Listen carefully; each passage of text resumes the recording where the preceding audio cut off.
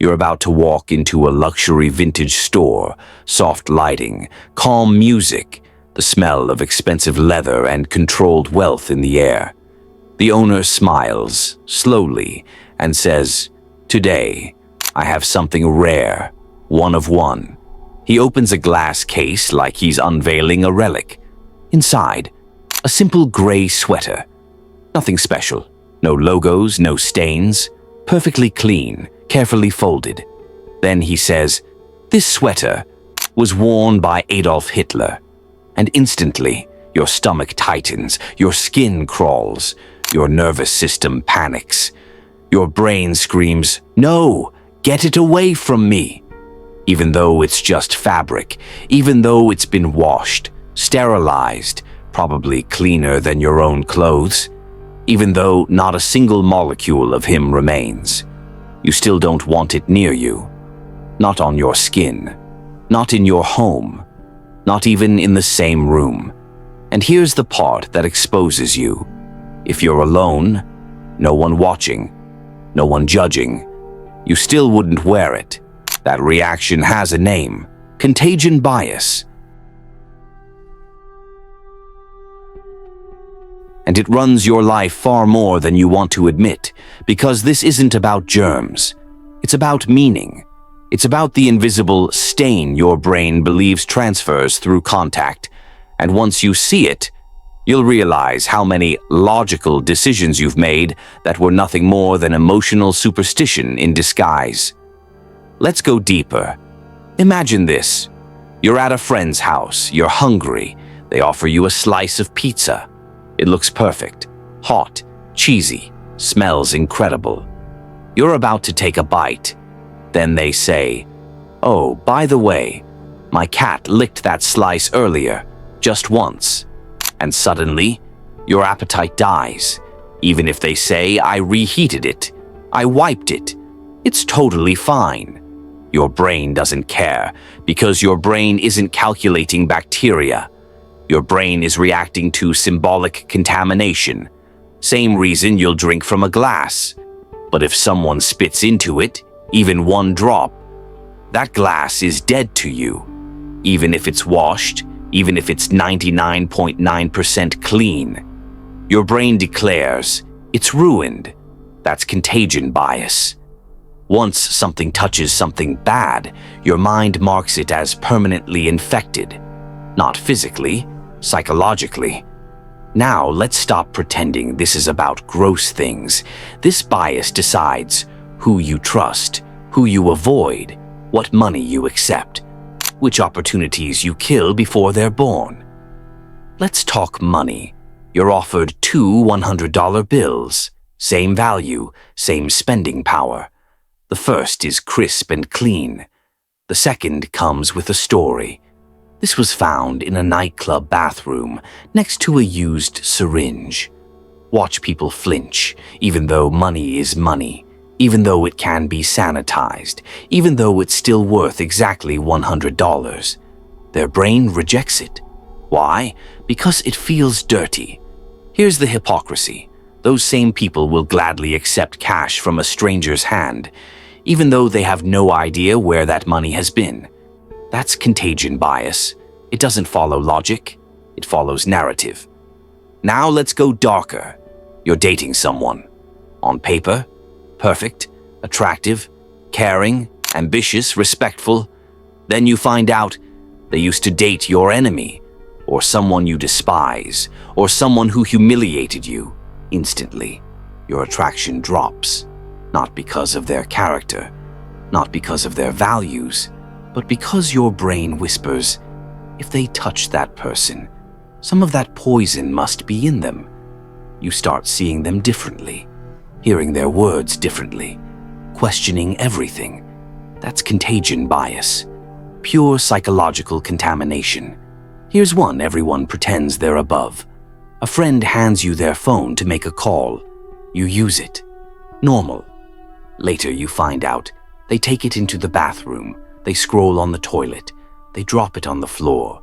They wipe it on their jeans. Suddenly, you feel dirty. You want to wash your hands, your face, your soul.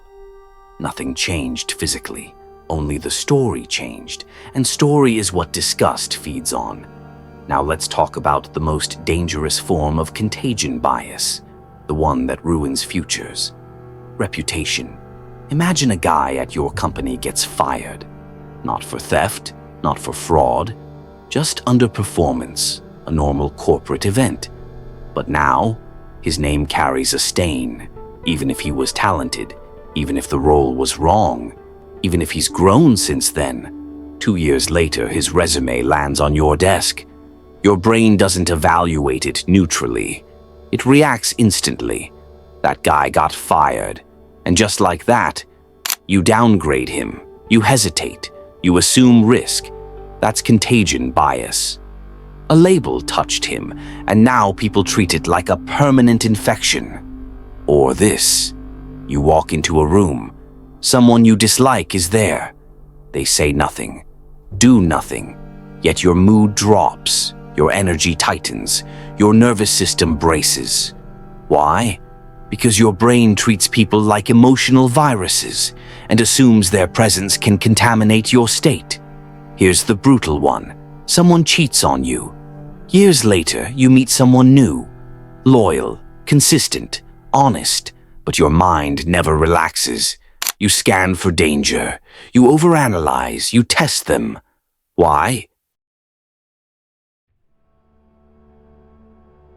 Because one toxic experience contaminated your emotional system. Your brain learned love equals betrayal. That's contagion bias turned inward. One wound touched your heart. Now everything feels infected. Even objects aren't safe. You buy a used car, perfect condition. Then you find out the previous owner died in it. Not a crash, just a heart attack.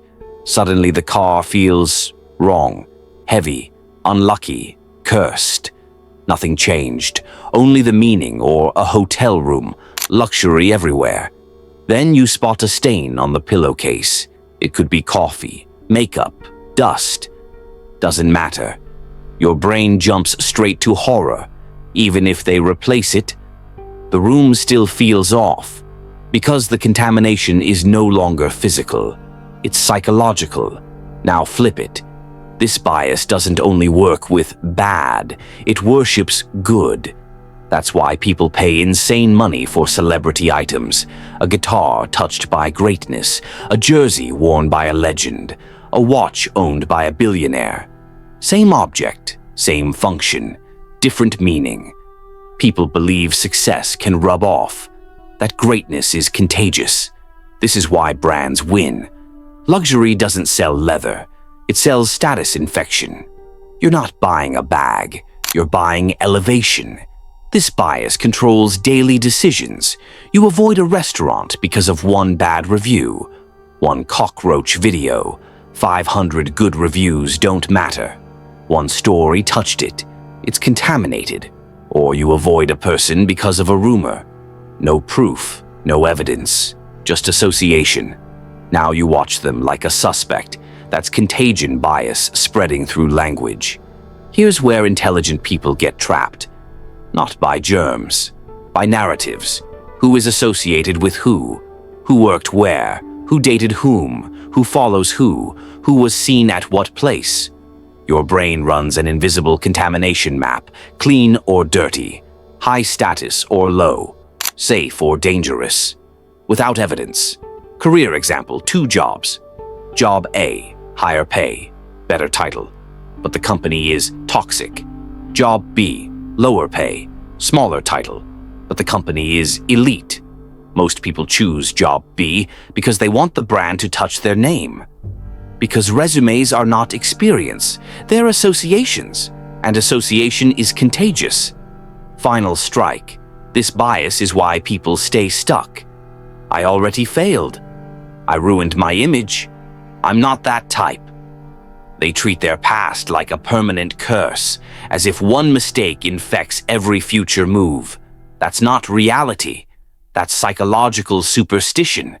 Your past has no mystical power, only the meaning you assign to it. And if you don't control that, you live as a prisoner of invisible stains. So how do you beat contagion bias? You don't deny it.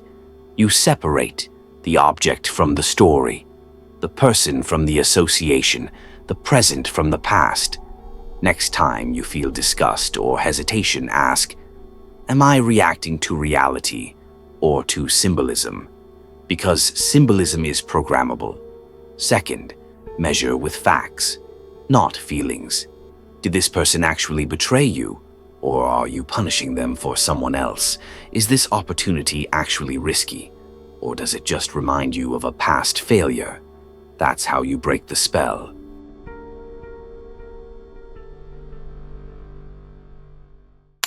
Thanks for spending time with us.